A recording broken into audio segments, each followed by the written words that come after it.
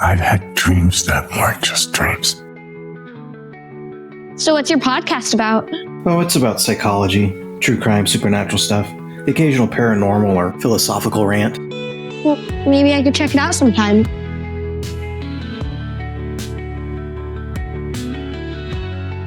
What's true in our minds is true, whether some people know it or not.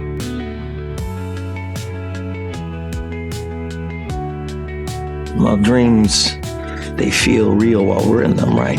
It's only when we wake up that we realize something was actually strange.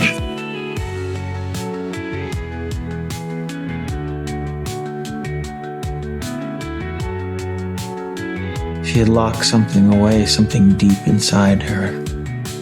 Truth that she had once known, but she chose to forget.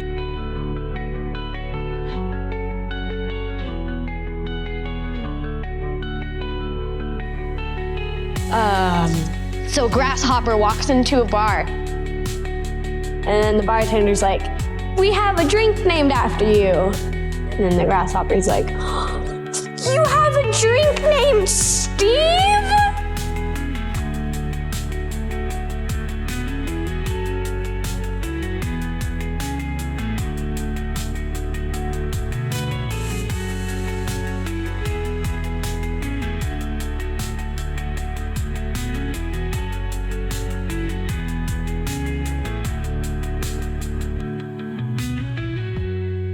They might give her bad dreams, Professor Van Helsing.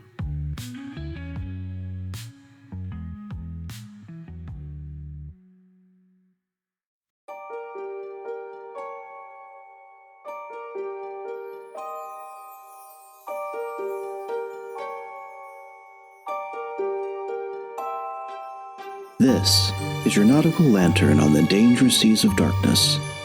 Let's push off from the placid shore of the status quo and explore what's beyond the horizon. I am your host, BT, and this is Truth and Shadow, your podcast of the supernatural.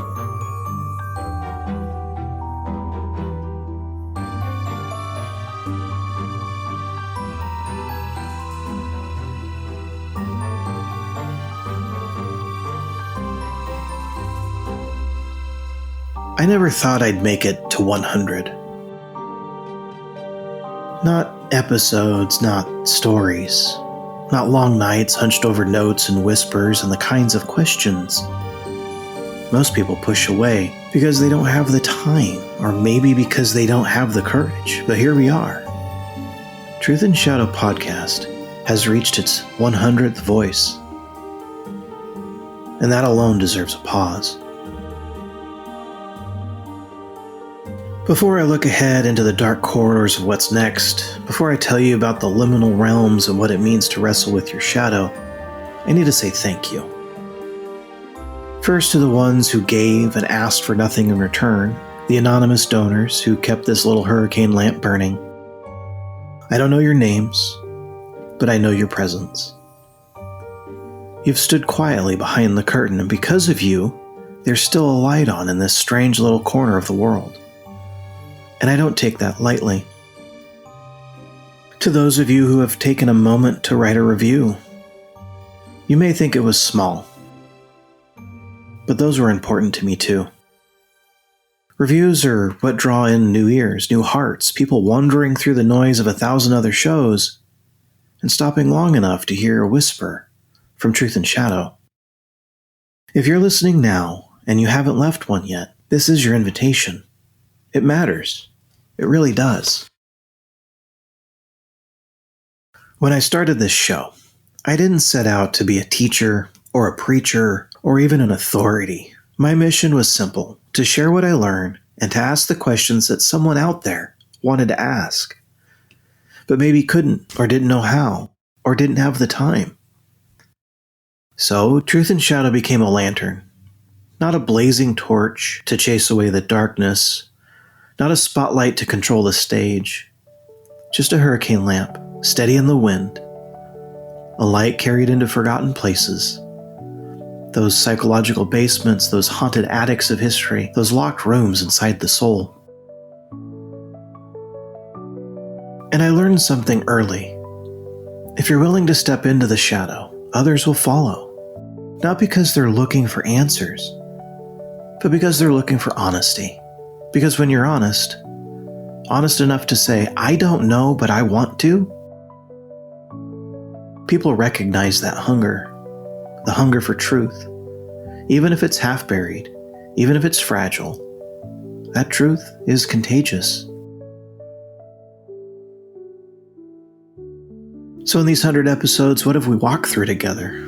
Well, we've stood in the corridors of psychology, tracing Jungian archetypes, unraveling the mystery of the shadow self, exploring dreams as both messengers, battlefields.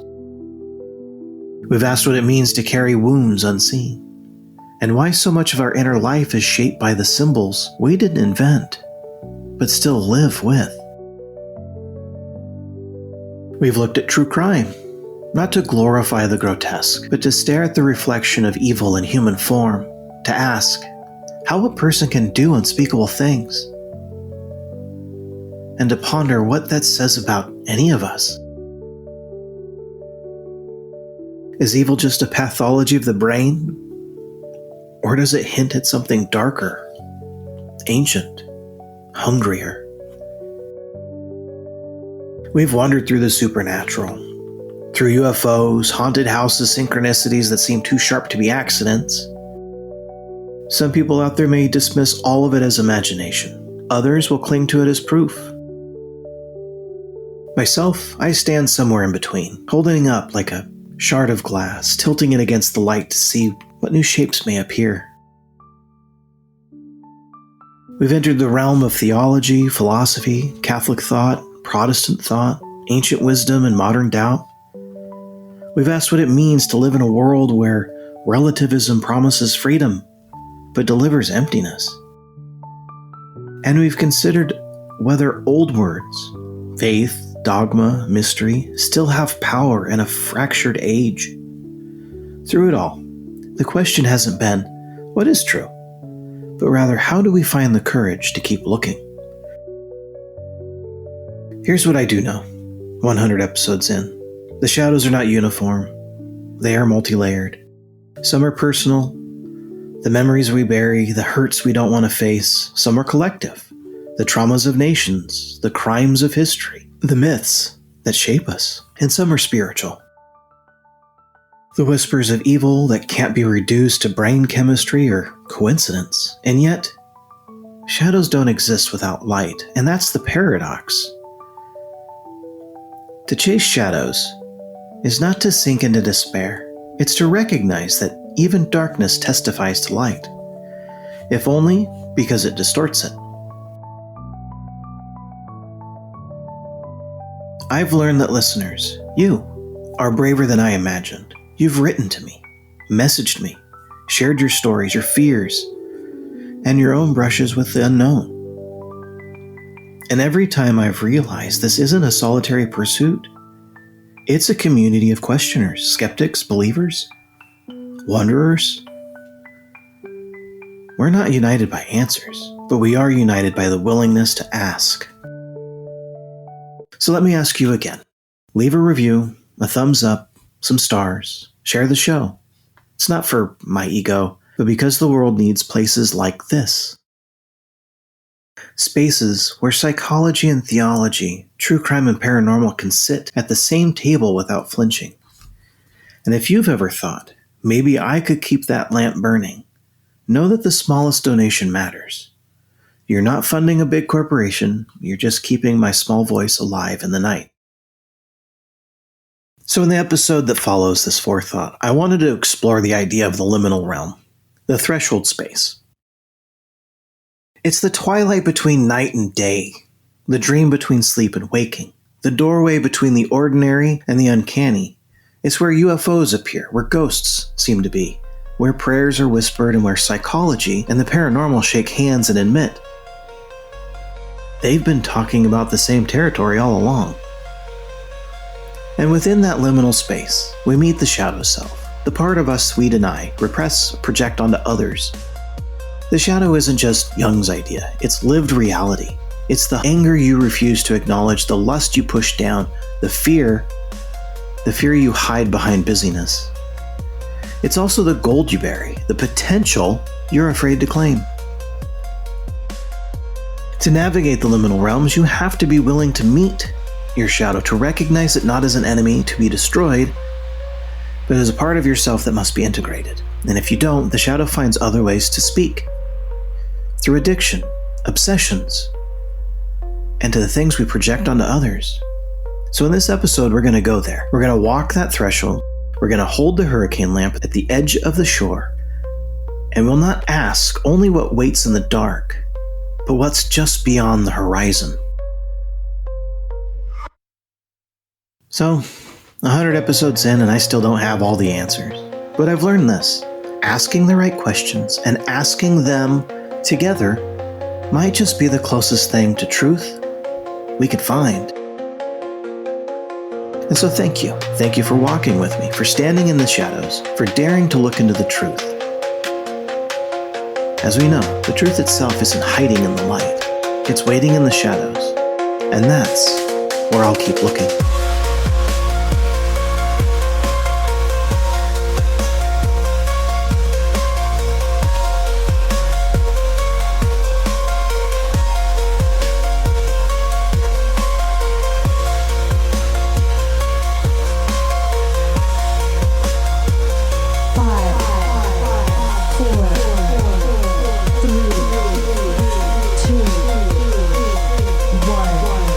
Ships of castles in the sky, where dreams are boundless, dancing with its stars. I'm free to fly, unchained, no limitations to life. There are thresholds most of us never cross, spaces between waking and sleeping, dreaming and knowing, reality and vision.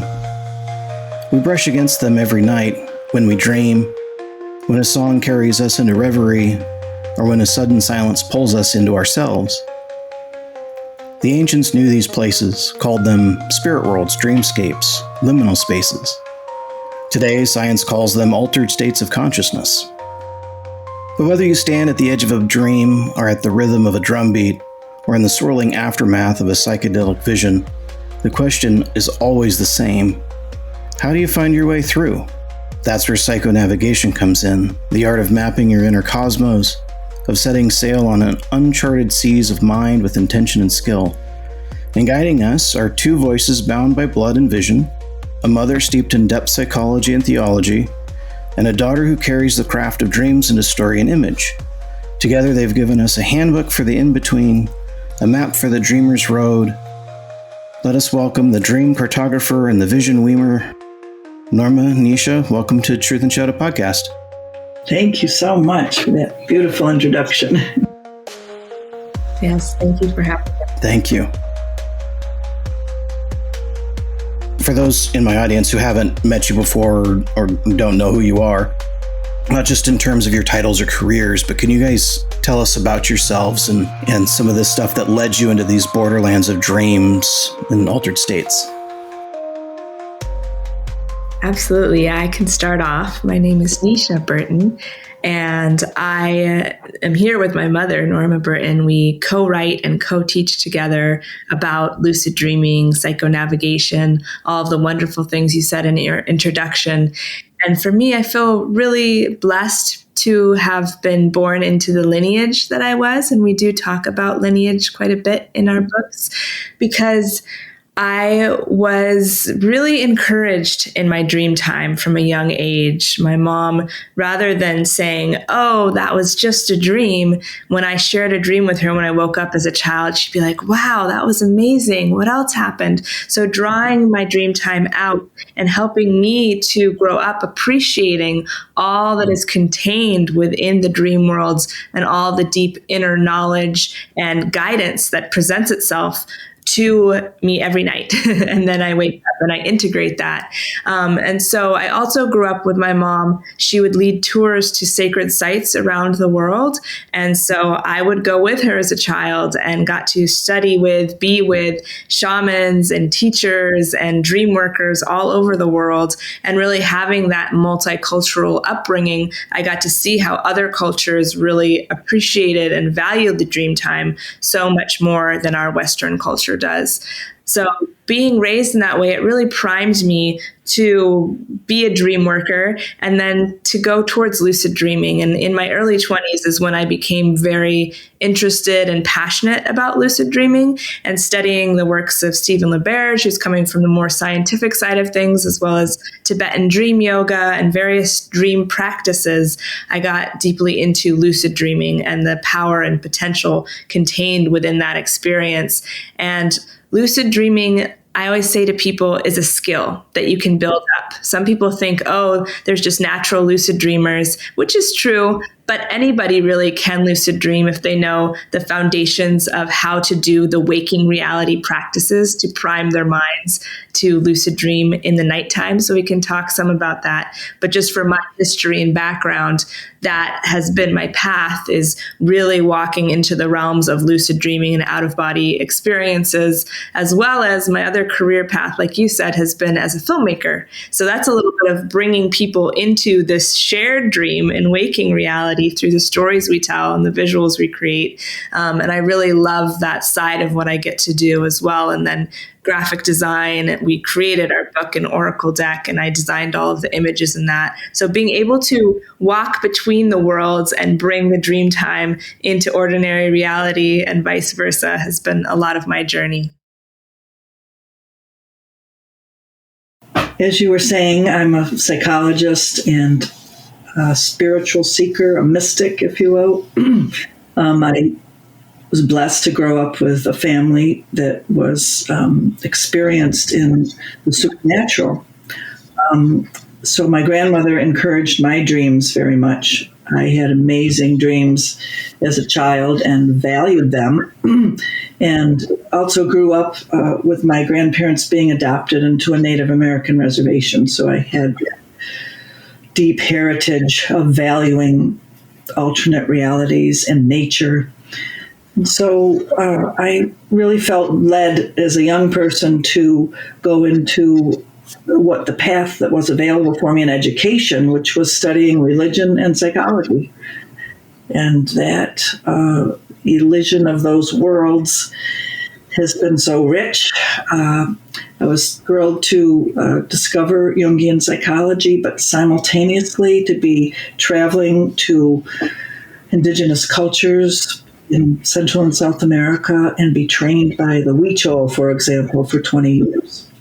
Trained by a Brazilian shaman woman named Angela. So I got incredible training from these amazing teachers of the mystical realms, as well as great education, studying, as Matthew Fox came out with the medieval Christian mystics studies, and the best of the psychology of religious experience, Buddhist psychology, right? So I'm steeped in both the psychological realms and the spiritual religious exploration. So I have graduate degrees in those realms, which I'm proud of, but I'm also very proud of working with the real people in the field, the indigenous elders who took me on and trained me as a young person and valued me, and then ultimately told me that I had permission to teach all that they had taught me.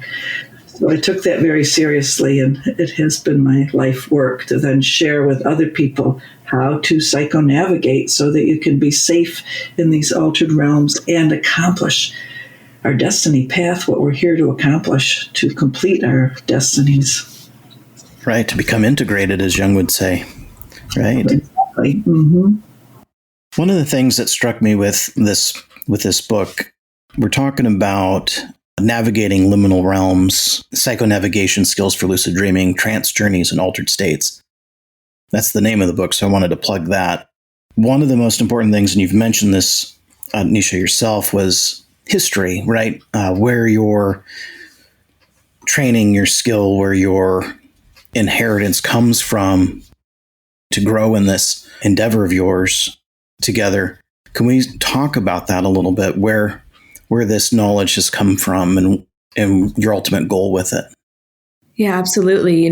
Like you were saying in the book, we emphasize the importance of knowing and naming the lineage that your knowledge is coming from, and really within the worlds of Western writers and philosophers and whatnot, that can be easy to credit their books, to credit their works, to credit their writing. But then, as you were hearing, my mom has studied with many indigenous teachers that are working in the oral tradition. And so the forms of crediting are not as established, but equally important, because with that history, with that lineage, there's a power and a transmission that then becomes a continual one when you name it. And so that's a piece of what we talk about. And like I was saying, for myself, growing up with this multicultural upbringing, studying with these various teachers as a child, and then the teachers that I found along the way in my adult life too, and the lineages and pathways I found, I feel like that then paints a very clear picture of the energies that I'm pulling from as I'm teaching about these things. And so the weaving for me of the indigenous teachings through my mom, through the Huichol that she worked with, and then passing that on to me, as well as more of the Tibetan dream yoga, Buddhism. So these different ways of looking at the dream time and non-ordinary reality have really influenced me, along with Robert Monroe and his teachings around out-of-body experiences. So that's a little bit of what I'm feeling, and I'm sure, Norma, you have more to add to that. Right. What would you like me to add? Just about lineage and like who you studied with and worked with. Okay. Yeah. I was involved in psychology when transpersonal psychology and humanistic psychology were just being named in the 70s and 80s. So up until then, all we had was William James to call upon, and he talked about the psychology of religious experience. And Jung was just becoming popular. But as we moved along in psychology, it opened up to the transpersonal. In other words, that we are more than just a human mind, that we are connected with the cosmos, and that we are an amazing instrument, an axis mundi between the world. So I'm really thankful that I grew up within that emerging lineage of acknowledging spiritual dimensions. I also got to work with Stan Groff in the early days in the Bay Area, where we were experimenting with this, creating a spiritual emergence or emergency network where we could hold people who were having psychotic episodes without giving them medications and go with the experience as an unfolding spiritual experience. So I became an expert in doing that, and eventually opened my own center where people came from all over the world to be helped to come through a psychotic experience and not be put on medications and have it be a complete healing through the trauma. I'm not against medications. Of course, they're fabulous helpers for us. But on the other hand, there are ways of navigating in the psyche that can help people to understand their trauma and complete their stories so that they aren't just cut off from their feelings and numbed out, but are really taught how to navigate what's happening inside of them. So yeah, that's my area of expertise, helping people to really recover all the way from trauma. That's why my methodology is called the Journey to Completion, which is what the Huichol called it and gave me permission to teach it. It's an ancient method that Jung also knew. By the way, I always like to say this about Jung and his heritage, because when he was having psychotic episodes himself and freaking out over what he found out about Freud, that Freud was, having an affair with his wife's household member. And so that Jung went off to Africa and studied with shamans. And I always like to name that because Jungian psychology is great. And yet, where did it come from? It came from the indigenous shamans.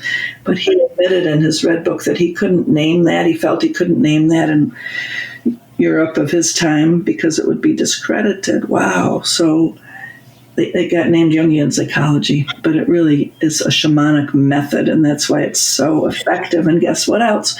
I always like to name this too. Why does the recovery method of AA work so well? Because Bill, the founder of it, studied with the Lakota, and it's an indigenous method. So let's give credit where credit is due now as we go along here, and recognize these ancient methodologies that are really blessing Western culture with our recovery. Yeah. Well, something that's interesting to me is the idea of lucid dreaming, and I think that deserves some explanation. But not just us entering into a dream state and then entering into a way that we can be lucid within it, but also entering into a dream state through, say, psychedelics or meditation. So can we just touch on the different avenues that are available for us to enter into dream work? Yes. It's very exciting to work with the method of using a drum to induce trance state that has been used all over the world for thousands of years. Beating the drum in a certain way, right? It's been used in Africa, in Norway, in Siberia, in South America, right? We know this now. And but it's not what people think when you first hear it. It's not just like playing in a group randomly drums together, which is wonderful, but it's a certain type of carrying of the energy by the shaman holding the drum and beating it at a certain rhythm, so that it attunes the mind with certain frequencies that help the mind to go into that altered state, that trance state, where you're 1 foot in one world and 1 foot in the other, and you're actually experiencing the energies of the other dimension come toward you, so that it's not just your imagination, but you are interacting with the energies, the beings that you meet in the other dimensions in a very surprising and exciting way that unfolds into a whole study of one's mind and one's mind in relation to the cosmos. So entering the dream state through drumming is one thing that we talk about in the book, and we go into the science of it. And then I was thrilled to write the book with Nisha, because then we compare it to going into the dream state through lucid dreaming. So, Nisha, do you want to speak to that? Yeah, I can talk about that. So I always like to level set, just in case anybody listening doesn't know what lucid dreaming is. A lucid dream is one in which you realize that you are dreaming within the dream, and you realize it beyond a doubt. So you know for sure that you're dreaming. And there's different levels of dreaming. There's the totally non-lucid dream, where you're just completely in the dream material, feeling like and believing it's normal and you don't realize you're dreaming. There's also very vivid dreams where they feel very real and you're very present there, but again, you don't know that you're dreaming within the dream. And then there's semi-lucid dreams where you kind of have a sense that you might be dreaming, but you don't click into that full lucidity. You maybe wake up in the morning and you're like, oh, I kind of knew that I was dreaming in the dream. But again, you're still moving through the dream material as if it wasn't a dream. So a lucid dream is different from all of those other ones in that it's like a light switch clicks on and you have this aha realization moment where you stop, you think, could I be dreaming? And you realize, yes, indeed I am. And then the dream transforms its quality, because once you realize that you're dreaming within the dream, you're able to engage with it in an entirely new way. You're able to have a heightened level of agency. You can do things that you wouldn't be able to do in waking reality. And also it becomes very visceral. You can feel things in a very tangible way. Your sensorial factories turn on, and so you can taste like you would taste in waking reality. You can feel if you're flying through the air. You can feel the wind wind going through your hair. So it's a very real experience to have a lucid dream, as real as it feels to be in this waking reality. And so, as I was saying earlier in the introduction time, there are things that you can do when you're in waking reality to train your mind toward lucidity in the dream time. And just very briefly, I'll go over some of those things, which are that you are cultivating a mind that constantly questions, could I be dreaming? Because as we know in our dreams, we are dreaming, but we never question that if we're not having lucid dreams. We just go on with the dream material as if it was normal or it was real. Even if there's a pink elephant in the middle of the room, we're like, oh yeah, that's totally normal. And then only once we wake up do we realize, wait a minute, that was a dream. So what you're doing when you're practicing lucid dreaming is that during the day you stop and you question, wait a minute, could this be a dream? And you have to really earnestly question it, not just be like, oh, could this be a dream? Of course not, because the same thing can happen in a dream. And so then once you do that, you perform what is called state check or a reality check. And that's an action that you do to verify whether or not you could be dreaming. And I say that's a really key part of lucid dreaming because, and I'll give an example of a state check in a second, but because you can question if you're dreaming while you're in a dream, but if you don't have that action to verify whether or not you're dreaming, it can get a little confusing. And so one state check that a lot of people have heard of is looking at your hands and flipping them back and forth. And if they stay the same as they always do, then you know you're in waking reality. But if you do that and you're in a dream, your hands will look different. You'll have an extra finger, they might glow, they might turn into something entirely different. Like I had them turn into lobster claws one time, and I was like, oh, okay, I definitely know I'm dreaming. And that oftentimes then is when the light switch of lucidity flicks on. You know within the dream still that you are dreaming, and then you can continue on to have a lucid dream. So those are really the foundations of lucid dreaming, and just tracking your regular dream time too, learning what the particular symbols that your dream world speaks to you in, tracking that is a precursor really to lucid dreaming, connecting with your dream time, and then doing those waking reality practices to prime your mind to have lucid dreams in the nighttime. Yes, we always talk to people about valuing your dreams. You know, we're on the topic of dreams, and our culture doesn't teach people to value their dreams. In fact, so many medications and so forth and ways of living just cut people off from their dreams. Even smoking too much cannabis can cut people off from their dreams. So valuing the dream time, and one way to do that is by writing it down. It sounds so simple and we pass that off, but it's really important to write your dream down every single day. And that starts building up your connection with your unconscious, because as Nietzsche is saying, we have got to have connection with our dreams. And, you know, indigenous cultures have valued the dreams so much. Like in the book Black Elk Speaks, he talks about they would all share their dreams together. And when they heard the company of them together would hear the dreams and that one needs to be enacted. Let's all join together and create the drama of this dream being enacted. So they knew that the dreams needed to come true into ordinary reality. So we teach about how to bring ordinary reality of your life in alignment with your dreams. A lot of people talk about manifesting their dreams, but there's actually step-by-step procedures to move toward ordinary reality and the dream time flowing in harmony. Yeah, I think, with dreams, I think it was William James who had said, because this is the first time I ever heard the word noetic.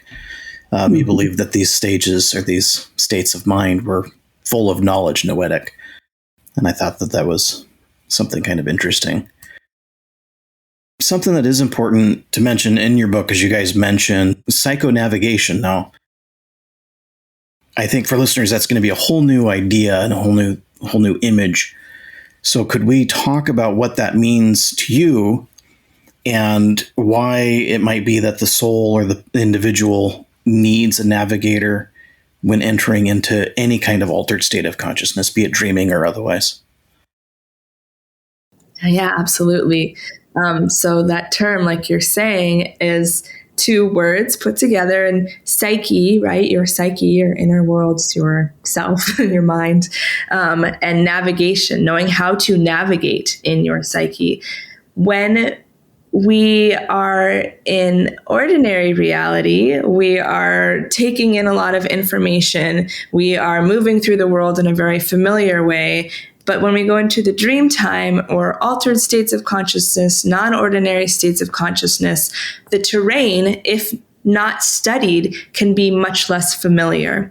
And so people can then become disoriented, especially if we talk about in our book with psychedelics, which are gaining so much popularity right now. They are an experience of entering a state of consciousness that is like the dream time crossing over into ordinary waking reality. And it can be like taking a rocket ship into that rather than the slow glide that you take when you fall asleep each night.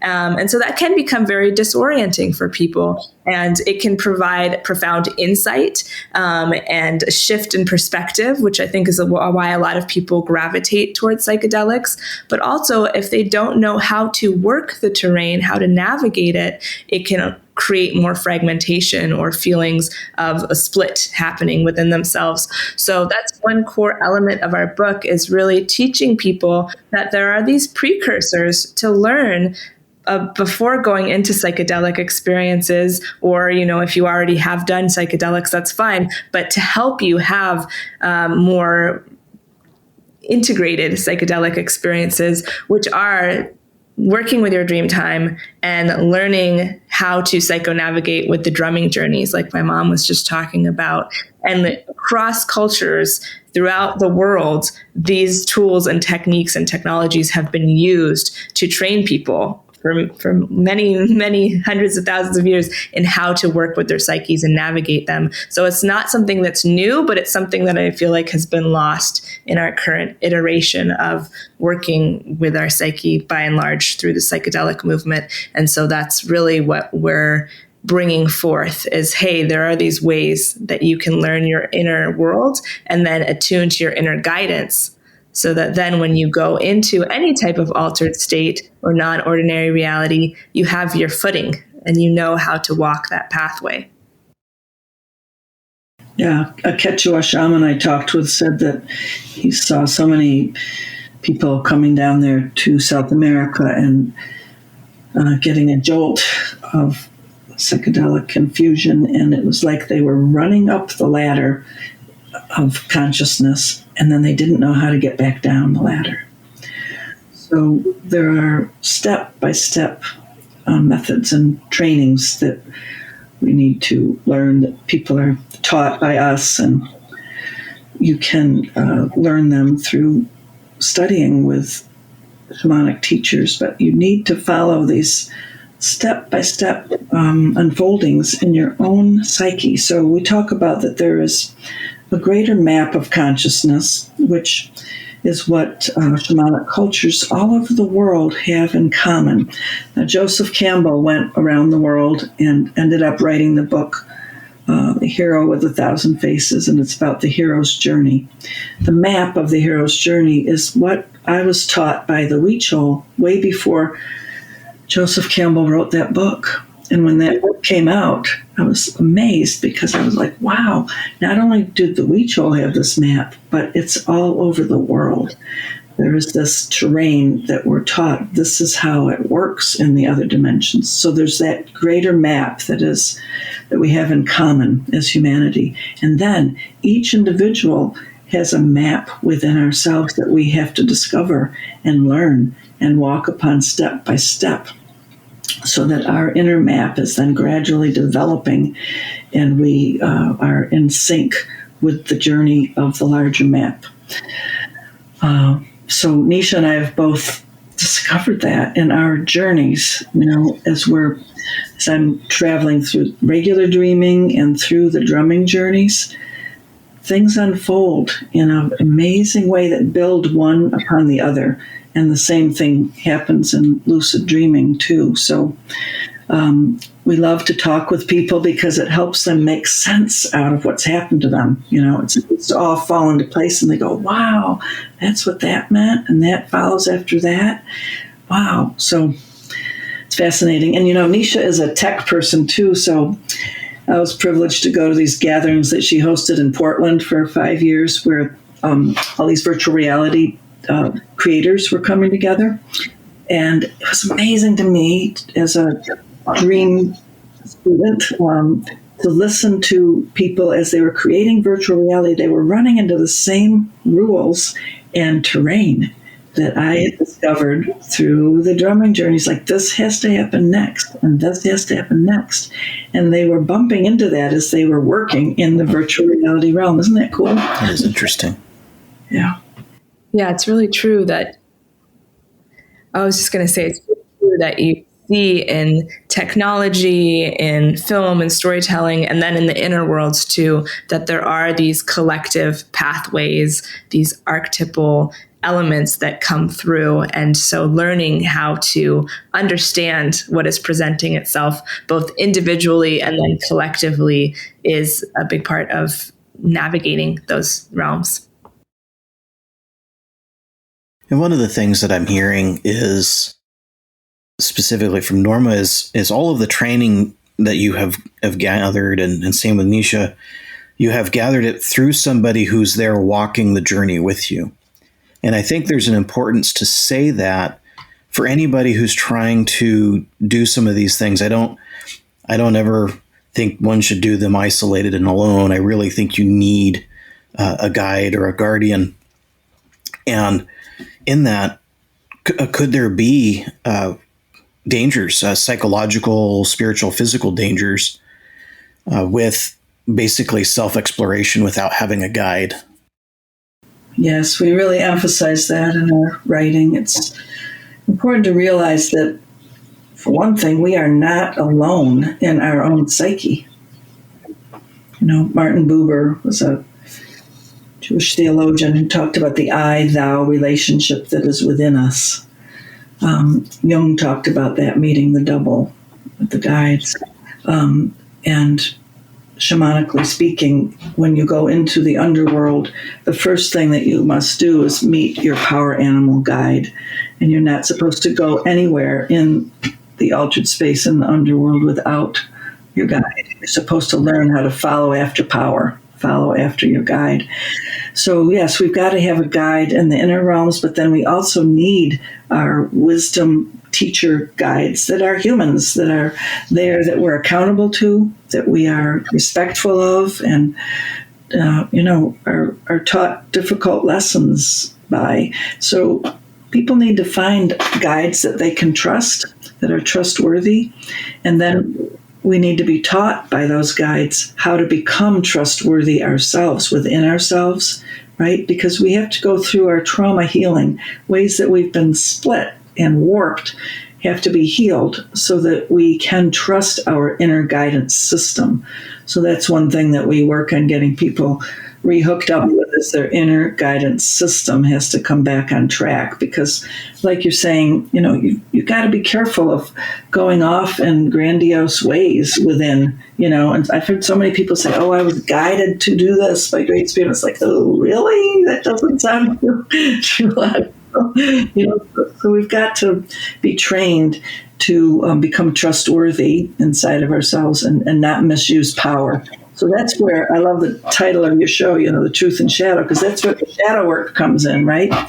We've got to study into those parts of ourselves. And the shadow, like it says, is a shadow. We can't see our own shadow a lot of times. So that's where having a guide comes in too, right? So I've submitted myself to many great guides and teachers in my life, right? And sought them out and found ones I could trust. Like I had a great Jungian therapist for many years, who helped me, confronted me, and helped me to study into my own shadow.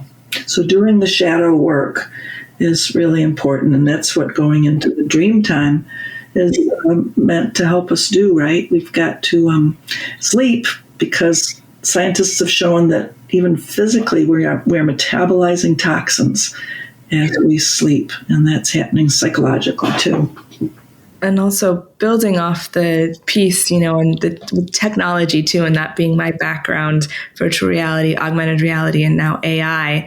Mom, as you were just talking about that, I was thinking about how it is this new phenomenon now where people are getting what they're calling chat GPT induced psychosis. But really what that's about is that people are looking to these large language models, these chatbots, to be their guides.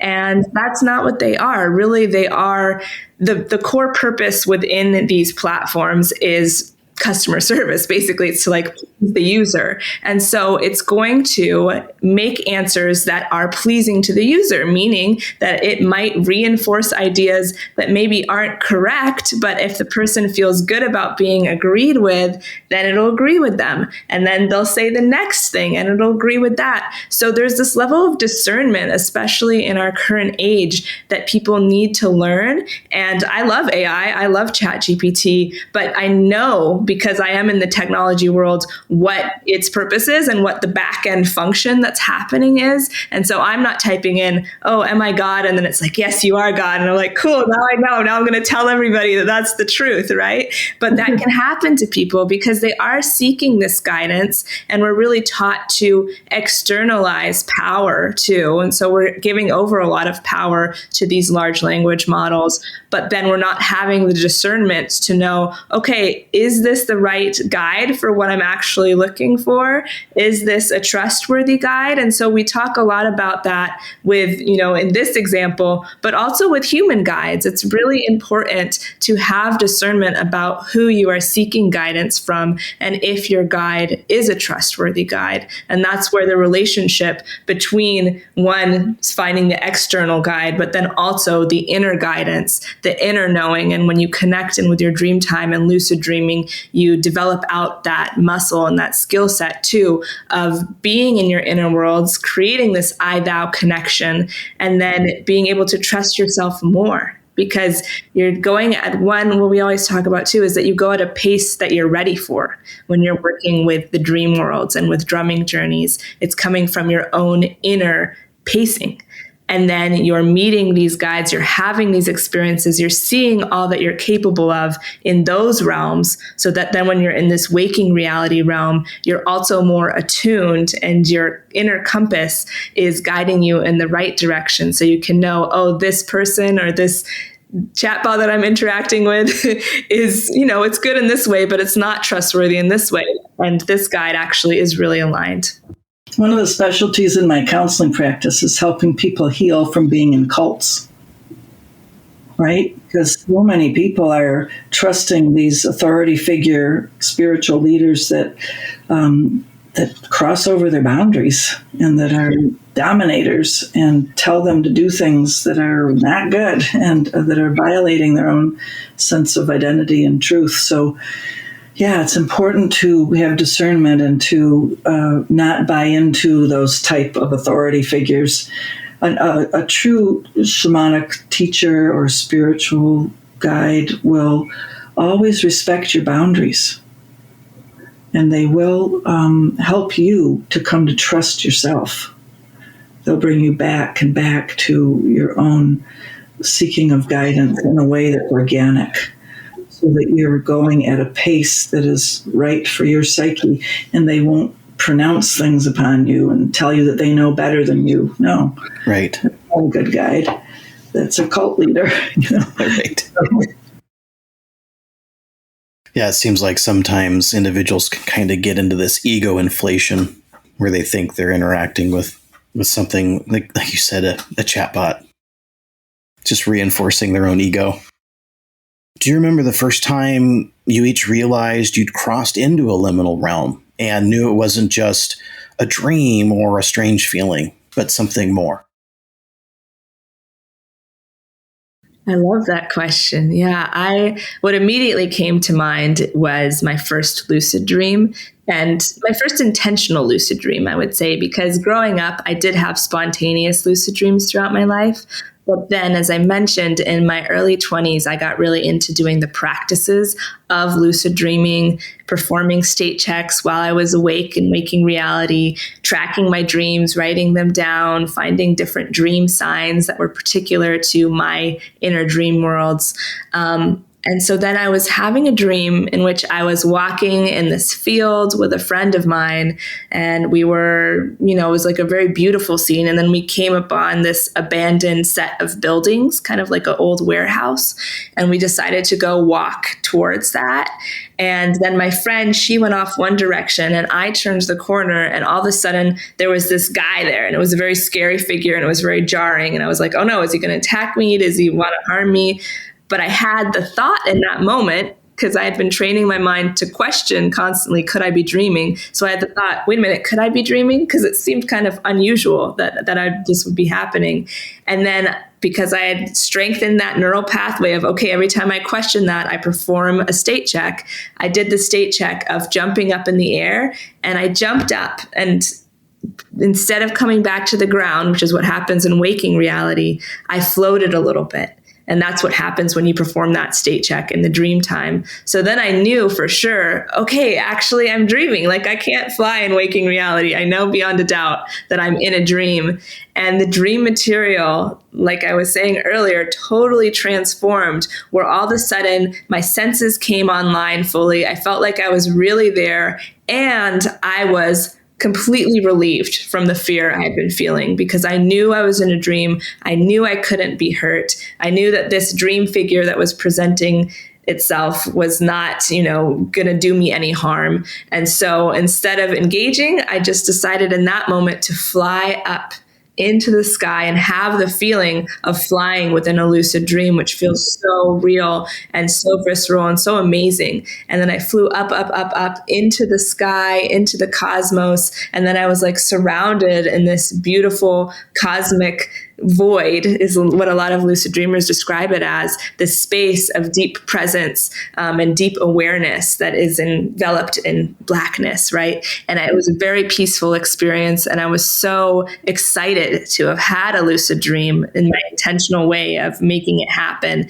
and then to be in that lucid space. And so as you're hearing, the entering into the liminal, which there's many ways you can do that, but it is this feeling that is different from our ordinary reality and from maybe our more non-lucid dreams, our regular dreams. And it's really profound experience to realize we have access to that within ourselves, to realize a lot of times that's what people are seeking in psychedelics or different altered states, is that heightened experience. And yes, you can get them there. You can get that experience through psychedelics and plant medicines, but you can also get it within yourself every night when you go to sleep. And I really like to remind people of that and encourage them in that, because that which you are seeking externally is also within. It's our birthright as humans. We are amazing cosmological instruments and beings. And so we're trying to remind people of that, and to begin to start using more than just 1% of who we are, So I'm trying to think of what might be the best experience to share, but you asked about early on, right? So my mind goes to childhood. And in my childhood, it felt so normal to me, but I was able to see beings that were not visible to others. And they would come to me in certain places in nature when I would go there, or be communing with me. And I'm even one of those people who I believe I was met by extraterrestrial beings who have so many experiences of being taken to spaceships. So now that was not able to be admitted to anybody at all for many, many years, but now people are talking about it more openly. So we are in contact. We are not cut off from contact with the cosmos. And I think many of the listeners might have had experiences like that.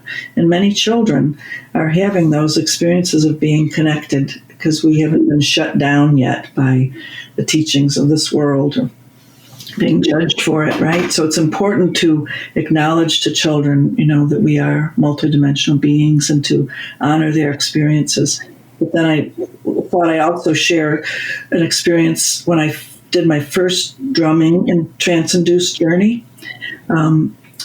Michael Harner had just come back from the Amazon in 1979, and I was lucky to be in some of the first groups that he led, and So I experienced being taken into the trance state with the drumming journey. And what happened to me was that I was taken into a dark room and then seeking for my power animal.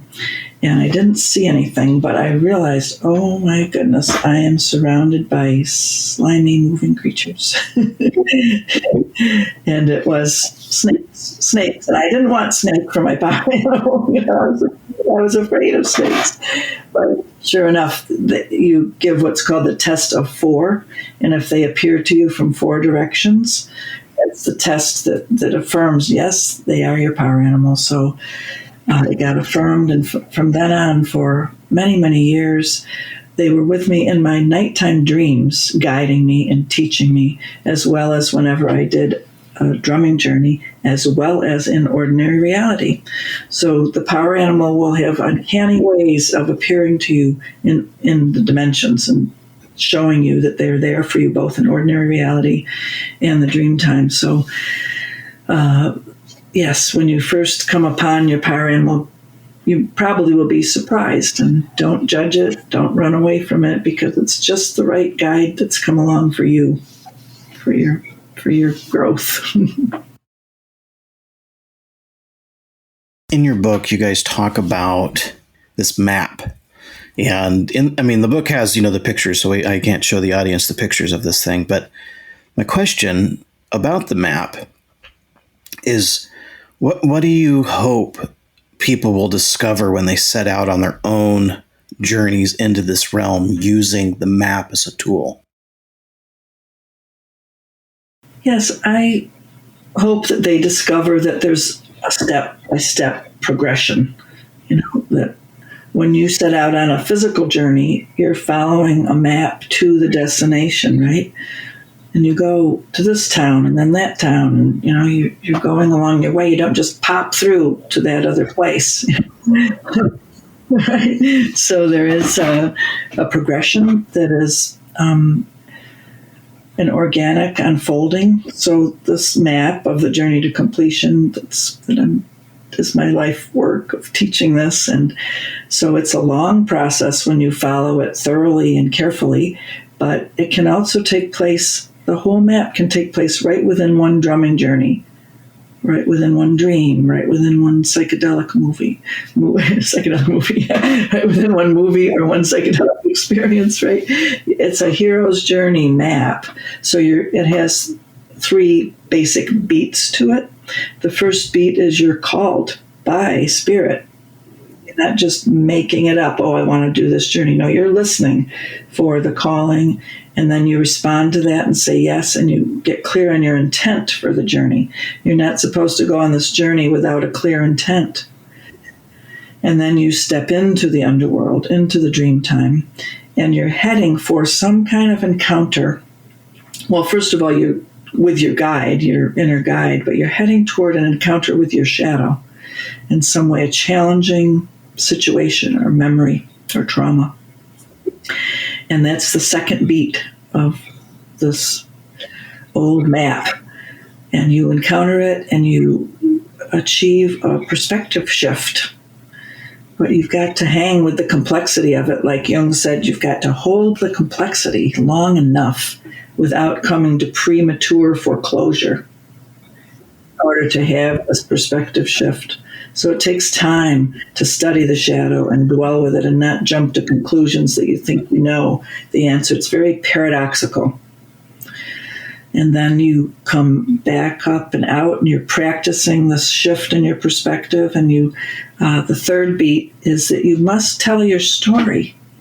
You must tell your story to your community, to your tribe, to be received and to integrate it with your community, to be heard, and for you to place this new perspective into reality, because it will shift ordinary reality.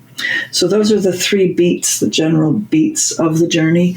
And then there are many, intricate steps of it along the way to learning the inner map of your own roadway inside of yourself, so that oh no, I don't go this way, I don't think that, I don't go down that train of thought, no, come over here, and I've got to follow along this way, and oh, there's my trauma wound that has taught me this, but that's, I'm not going to fall into that trap. I've got to just study that and get my power back from that, So the whole journey ultimately is called a journey of gathering your power, right? Learning how to use that power impeccably, learning how to use energy with impeccability, not misusing power. So it's called the path of heart, too, because of that, because it's a path of learning how to love, how to be a better, loving being on planet Earth. Isn't that cool that that's the ancient map on planet Earth to teach us how to heal and be better lovers, better loving people? And adding to that, too, I feel really lucky to have been raised in the lineage of the journey to completion of my mom's work, because really knowing it from the time I was a child, being taught and trained, doing drumming journeys from the time I was very little, right? Learning how to work with my inner worlds and my psyche in that way and how to navigate it really has infused my life and how I move through the world, how I move through my waking consciousness and seeing the shadows, that material that presents itself to me, knowing how to transmute it, how to work with it in this very skillful and well-held container that is the map of the journey to completion, knowing what stage I'm in, right? Being able to orient myself around that map, which is what we provide for others too in our book and in an upcoming book we have on the full journey to completion process. When you know, okay, I'm facing the call right now, meaning that something in my life is calling me to this next journey, and there's a lot that we write about what that is, then I can say, okay, great, I'm being called to work with this. I understand this is where I am in the map of my current journey. And then also working with the dream time, you get to see how the shadows present themselves and arise within your dreams. You get to see how the nightmare material actually isn't a curse. A lot of people feel that way, that they don't even want to sleep because they're having nightmares. But really what it is a blessing, because it's showing you this is some unintegrated trauma or shadow material that is ripe for the picking, that is ready to be worked with and understood and moved through. And then also as a filmmaker, I love it because, like my mom was saying, the hero's journey, the journey to completion, these are all similar pathways because they are an ancient truth about our reality and the journey we're on as humans. And so knowing how to tell stories from that space, because what films do is they give us a small journey in the journey to completion of the hero walking that pathway, facing their inner demons, having to work through their shadows, transmute it in order to have a heroic outcome. And if they don't do that right, then it's a tragedy film, which those also teach us things. So just knowing these maps, back to your earlier question, really help you to make meaning of life. And I feel like that's what, as humans, we're really looking for too, is these ways, these modalities, these systems, these lenses to look through in order to make meaning of what's happening to us. And when you're able to make good meaning out of the circumstances you're facing, then you can integrate them and move through them in a healed way. When I first read that chapter, it sat with me for a little while in my mind, and I kind of processed that. And then I was like, this really sounds an awful lot like Jung's Solutio, this Salve et Coagula step going on into the shadow here. And once I picked that up, it just made more sense to me. Mm-hmm. Right? It's an alchemical journey. Yes. We are here to be alchemists of our souls, right? We've got to transmute that shadow of our life experience into gold and make meaning out of it. That's why we're here. That's, it's lots of times people are saying, oh, life is just random or, meaningless or, just almost glorying in that sometimes. But no, we're here to make meaning out of our experiences. Even the most difficult ones can be transmuted and gotten the gift out of them, and then using that gift that you've learned through that difficult experience for the healing of yourself and others. That's why we're here, So, the alchemy of our souls is why we've got to, back to the dream time, like we've got to listen to our dreams and hear what they're presenting to us so that we can achieve this alchemy. Yeah. I believe one of the things that I got out of the book was basically these altered states themselves are not the source of our healing, but they're the tools that help us get to that source. And so I want to just ask, what is this is actually what's amusing when we start talking when we're in a Jungian rhythm, we're actually answering the question that we're about to ask. And I've noticed that with several guests. But I would like to know what is the source? Where does the real transformation come from? What is the source?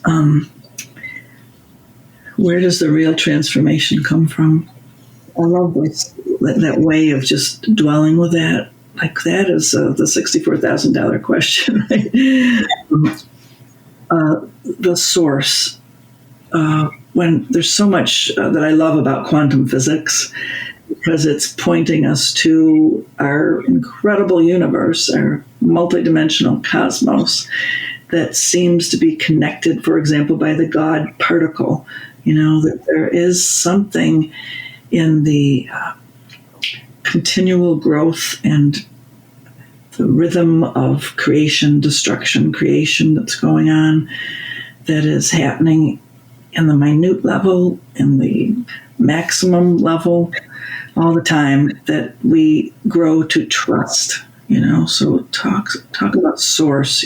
There's some incredible source of creation that we are here to experience, to know personally, to learn that we are love, that we are loved, that we're operating this whole milieu, like with the God particle there, of love. So, source. I'm one of those people that actually had a near-death experience. Wow. So I'm so blessed. Like the worst thing that can happen to you happened.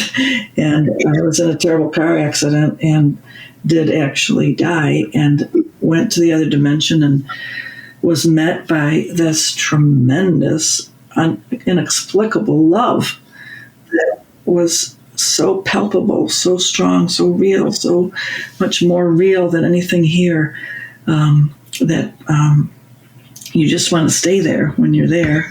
And the beings that I met said to me, you can stay, of course, if you want, but we prefer that you return because you have to tell people about this. So the source, I feel like I'm very blessed that I actually felt it, touched it, knew it, the other side, and then came back, and I was a hospice chaplain for many years. So I got to minister to so many people who were facing into death and give them courage and hope about that it's a very personal experience. It's not impersonal. We're met by such tremendous intimacy of the other dimension. So source is very intimate, very personal, not impersonal. So that's some of my hits on source. I don't know if that's what you're getting at or not. The source. What's your hit on it, Nisha? Yeah, another thing that I hear in the question too is like, where is that source of healing? And something that I've experienced through the lucid dreaming pathway and the shadow work pathway is that being able to see what we have access to see how powerful we are in those realms, how much agency we have in those realms.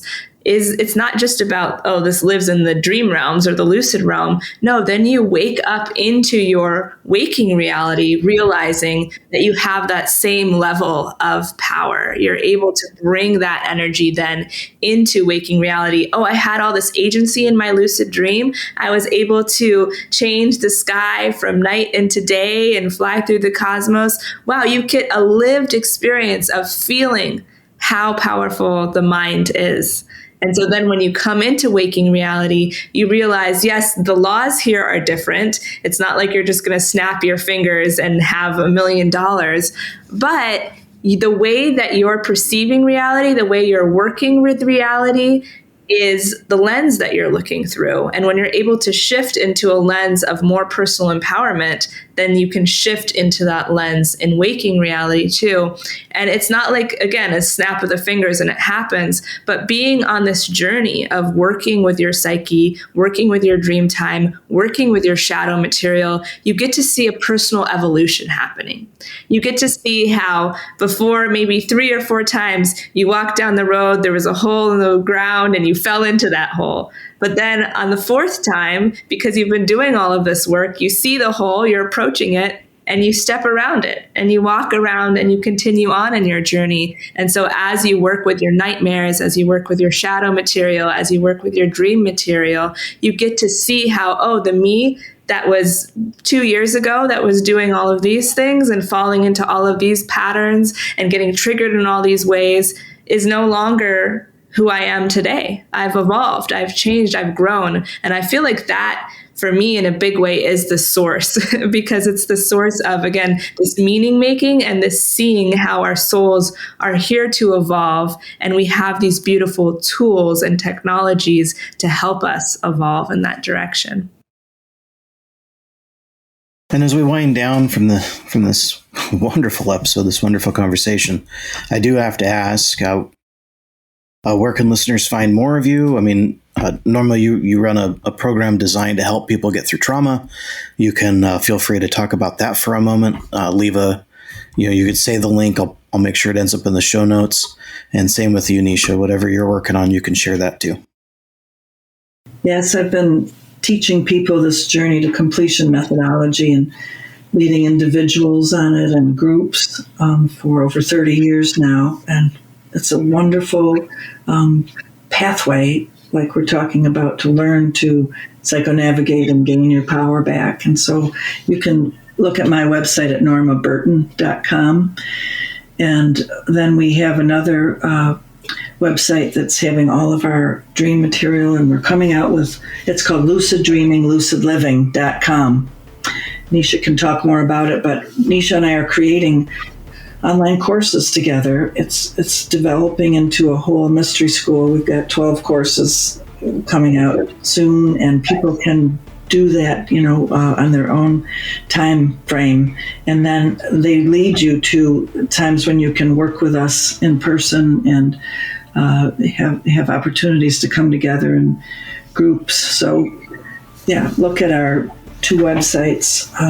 I also have a journeytocompletion.com website that you can look more specifically at that process. And Nisha, why don't you talk more about the lucid dreaming, lucid living work?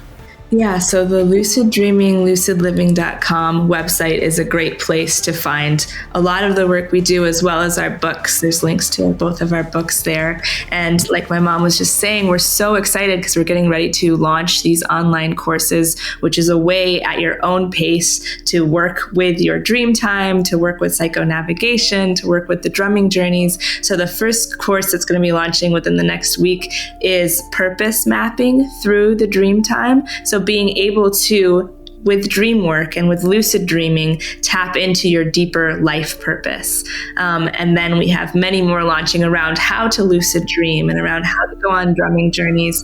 And right now we have a free course that's available to anyone on our website that is about your sleep routine and cultivating good sleep hygiene before bed. And then when you wake up in the morning, a good morning routine to start gearing towards lucid dreaming and everything we've been talking about today. So that's just on our website for free. And then the other ways that you can engage with us are on our Instagram. It is the same name, Lucid Dreaming, Lucid Living. That's our handle. And I post bite-sized chunks of information there about everything we've been talking about today and more. And then our YouTube channel, which has some more long-form content. And it's the same name, it's same across the board, which is Lucid Dreaming, Lucid Living. Fantastic. Well, thank you very much for coming on the show and having a conversation with me. I really appreciate it. Thanks for a great conversation. Really wonderful to talk with you. Thank you. Thank you so much for the great compound.